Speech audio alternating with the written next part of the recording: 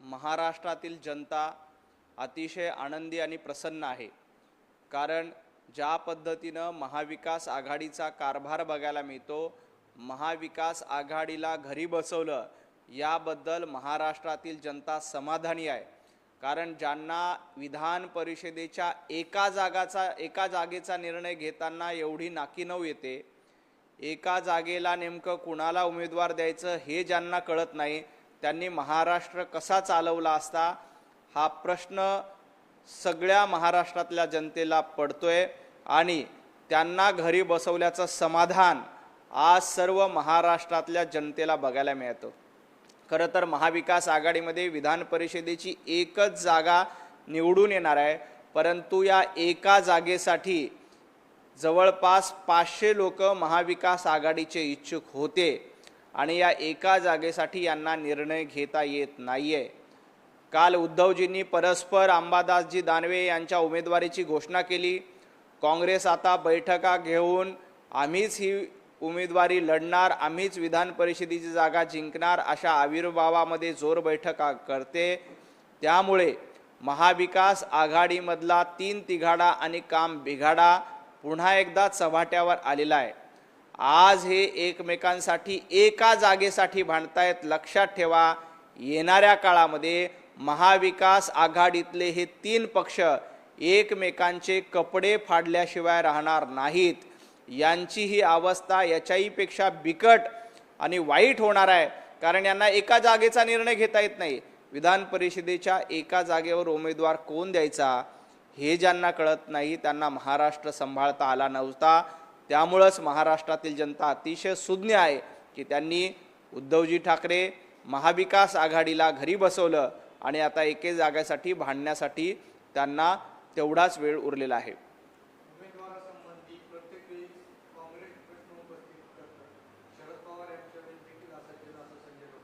संजय राऊत सातत्यानं काँग्रेसबद्दल प्रश्नचिन्ह उपस्थित करतात, उभाटाबद्दल प्रश्नचिन्ह उपस्थित करतायत। संजय राऊत, ज्या पद्धतीनं येणाऱ्या काळामध्ये तुम्ही खरं तर उद्धवजी ठाकरे यांचा बळी घेतला। उद्धवजी ठाकरे यांना ही विधान परिषद निवडणूक लढायची होती, परंतु संजय राऊत यांच्या गटाची ती इच्छा नव्हती। संजय राऊतांना असं वाटलं की आत्ता जर का उद्धवजी ठाकरे ही निवडणूक लढले तर ते जिंकतील आणि येणाऱ्या काळामध्ये राज्यसभेची उमेदवारी आपल्याला मिळणार नाही। त्यामुळं आपला एक गट उद्धवजींच्या विरोधामध्ये सक्रिय करून उद्धवजींना इशारा दिला की तुम्ही जर का उमेदवारी लढली, तुम्ही जर का विधान परिषद लढली तर तुमचा पराभव होईल। त्यामुळंच उद्धवजी ठाकरे यांनी स्वतःचा राजकीय बळी न देता अंबादास दानवे यांचा राजकीय बळी देण्यासाठी त्यांना पुढे केलंय आणि अंबादास दानवे यांचा राजकीय बळी घेण्याचा प्रयत्न उभाटा गटाकडनं केला जातोय। कारण काँग्रेसकडनं उमेदवारी देण्याची तयारी सुरू आहे आणि काँग्रेसकडनं उमेदवार आला तर या दोघांच्या भांडणामध्ये कदाचित सरप्राइजेस काही होऊ शकतात। महाविकास आघाडीच्या ठिकऱ्या तर उडणारच आहे, पण महायुती म्हणून देखील काही सरप्राइजेस या निवडणुकीच्या निमित्ताने येणार आहेत।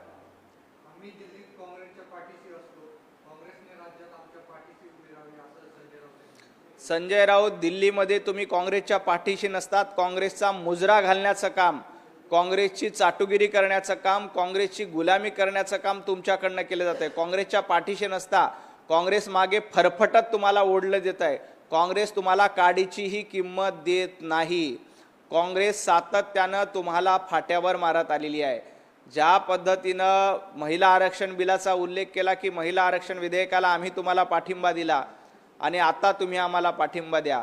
उद्धवजी ठाकरे यांच्या उमेदवारीला पाठिंबा देण्याची तयारी देखील काँग्रेसची नव्हती, तरी देखील तुम्हाला सोनिया गांधींच्या चरणावर लीन व्हावं लागतं, तरी देखील तुम्हाला राहुल गांधींची चाटुगिरी करावी लागते। तुम्ही हिंदुत्व सोडल्यामुळे तुमच्या पक्षावर ही वेळ आलेली आहे। येणाऱ्या काळामध्ये तुमचं अधपतन आणखी जास्त होईल।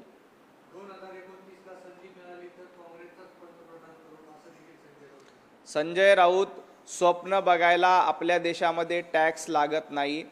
राहुल गांधी वर्षानुवर्ष मुंगेरी लाल के हसीन सपने बघतायत। संजय राऊत, तुम्ही देखील मुंगेरी लाल के हसीन सपने बघा। राहुल गांधी यांना स्वप्नामध्ये पंतप्रधान करा। संजय राऊत यांनी स्वतः संरक्षण मंत्री व्हावं किंवा गृहमंत्री व्हावं, संजय राऊतांना राहुल गांधींच्या पंतप्रधान पदाच्या मंत्रिमंडळामध्ये गृहमंत्री होण्यासाठी मनापासून शुभेच्छा आहेत. त्यांनी हे स्वप्न बघावं. स्वप्नात देखील त्यांची ही इच्छा पूर्ण होणार नाही, कारण देश पंतप्रधान नरेंद्र मोदीजींच्या पाठीशी आहे. तुमची महाविकास आघाडीची कॉमेडी सर्कस आज महाराष्ट्र बघतोय. तुम्हाला विधान परिषदेची एक जागा वाटून घेता येत नाही आणि तुम्ही देश काय चालवणार आहेत? तुम्ही पंतप्रधान पद आणि गृहमंत्रालय कसं चालवणार आहेत हे महाराष्ट्राच्या आणि देशाला जनतेला माहीत आहे.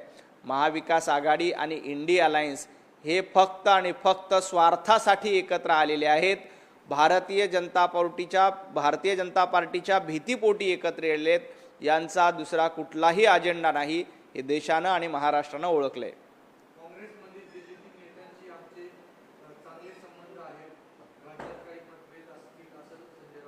सातत्यानं राज्य काँग्रेसच्या नेत्यांचा अपमान करणं, हर्षवर्धन सपकाळांना गृहीत धरणं, नाना पटोले यांना न विचारणं, विजय वडेट्टीवारांना किंमत न देणं हे संजय राऊत यांचं धोरण आहे. संजय राऊत सांगतात की राहुल गांधीसोबत आमचे उत्तम संबंध आहेत आणि आम्ही महाराष्ट्रातल्या काँग्रेस नेत्यांना विचारत नाही.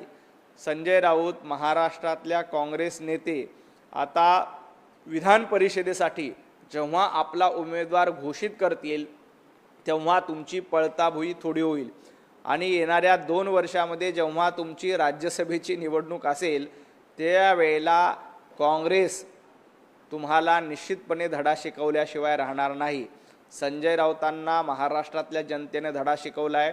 संजय राऊत एकदाही जनतेमध्ये निवडून येऊ शकले नाहीत.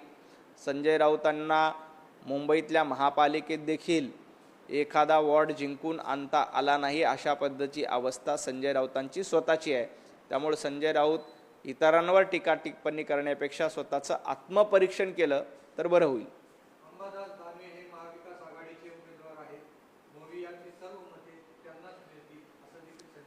अंबादास दानवे हे महाविकास आघाडीचे उमेदवार नाहीत, तर फक्त आणि फक्त उभाटा गटाचे उमेदवार आहेत.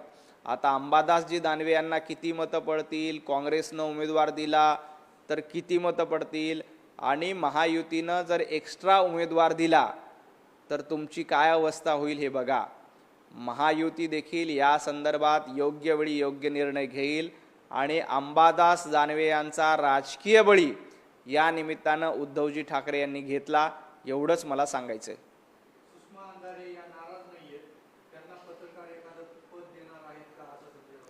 सुषमा अंधारेंच्या नाराजीबद्दल विचारल्यानंतर संजय राऊत म्हणतात पत्रकार एखादं त्यांना पद देणार आहेत का? संजय राऊत तुमच्या पक्षामध्ये एखादं पद नाही का सुषमा अंधारेंना द्यायसाठी? सुषमा अंधारे रोज उठून खोटं बोलून पक्षाची बाजू मांडण्याचा प्रयत्न करतात, रोज उठून जोरजोरात बांग देण्याचा प्रयत्न करतात. काल सुषमाताईंनी ट्विट केलं की उद्धवजी ठाकरे तुमच्यासाठी 100 आमदारकी आणि खासदारकी कुर्बानी देतो आम्ही. सुषमाताई, कुर्बानी हा शब्द तुमच्या उठावर शोभतो, कारण तुम्हाला कुर्बानी, जनाब, नमाज पठण असे शब्द जास्त शोभतात. जाळीदार टोप्या तुम्हाला आवडतात, त्यामुळे कुर्बानी हा शब्द तुमच्या ट्विटवर येणं साहजिक आहे. परंतु लक्षात घ्या, सुषमाताईंची पक्षामध्ये काल काय किंमत आहे हे उद्धवजींनी सांगून टाकलं. काल अंबादास दानवे यांना दुसऱ्यांदा संधी दिली, पण सुषमा अंधारेंना एकदाही संधी द्यावी असं उद्धवजी ठाकरे यांना वाटलं नाही. कारण सुषमाताईंनी वंदनीय हिंदू हृदयसम्राट बाळासाहेब ठाकरे यांच्याबद्दल काय काय अपशब्द वापरले होते हे कदाचित काल उद्धवजी ठाकरे यांना आठवले असतील. आदित्य ठाकरेंबद्दल नेमके काय काय शब्द वापरले हे कदाचित उद्धवजी ठाकरे यांना आठवले असतील. त्यामुळे काल सुषमा अंधारेंचा नसलेला पत्ता कट करण्याचं काम उद्धवजी ठाकरे यांनी केलं आणि अंबादासजी दानवे यांना पुन्हा एकदा संधी देण्यात आली. आता संजय राऊत म्हणतात की पत्रकारांनी त्यांना एखादं पद द्यावं, म्हणजे सुषमाताईंची खिल्ली उडवण्याची कमीपणा किंवा सुषमाताईंची खिल्ली उडवण्यासाठी संजय राऊत देखील मागे पुढे पाहत नाहीत.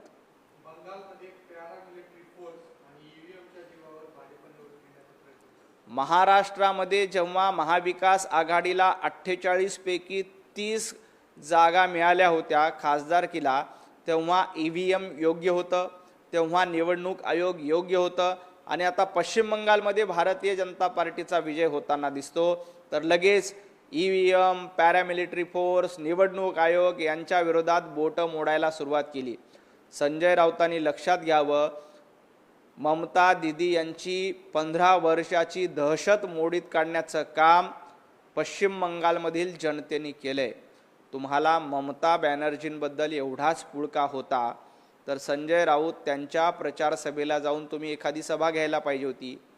उद्धवजी ठाकरे महाराष्ट्रामध्ये मातोश्रीमध्ये घरात बसून आहेत, त्यांना विनंती करायची होती की ममता दीदींसाठी एखादी सभा आपण पश्चिम बंगालमध्ये कलकत्त्यामध्ये जाऊन घ्यावी. पण ना उद्धवजी ठाकरे ममता दीदींच्या मदतीला धावून गेले, ना संजय राऊत ममता दीदींच्या मदतीला धावून गेले. जर का हे दोघे जण पश्चिम बंगालमध्ये जाऊन स्टार प्रचारक ममता दीदींचे झाले असते तर ममता दीदींना थोड्याफार जागा ज्या मिळणार आहेत त्याही कमी झाल्या असत्या. म्हणून कदाचित ममता दीदींनी यांना सांगितलं की तुम्ही घरीच बसा, आमच्याकडे येऊ नका.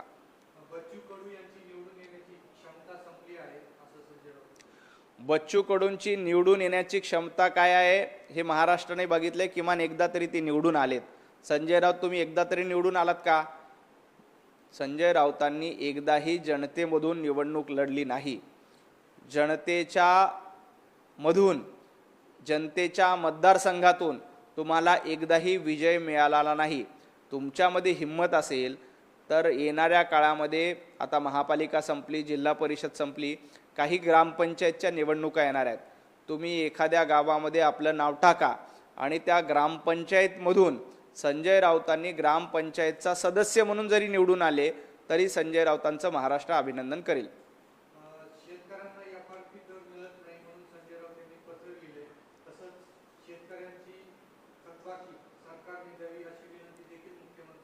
देवेंद्रजी फडणवीस यांचं सरकार शेतकऱ्यांचं सरकार आहे. कुठल्याही शेतकऱ्यांची फसवणूक झाली असेल तर त्याची दखल घेऊन निश्चितपणे त्यांच्यावर कारवाई केली जाईल. महाराष्ट्रामध्ये शेतकऱ्यांचं हित बघणारे आम्ही आहोत. आज कुठलीही निवडणूक नसताना 2 लाखांपर्यंत कर्जमाफी निर्णय कोणी घेतला तर फक्त आणि फक्त भारतीय जनता पार्टी आणि महायुतीच्या सरकारने घेतला. त्यामुळे शेतकऱ्यांबद्दल संजय राऊतांनी जास्त ज्ञान पाजळण्याचा प्रयत्न करू नये. खूप खूप धन्यवाद.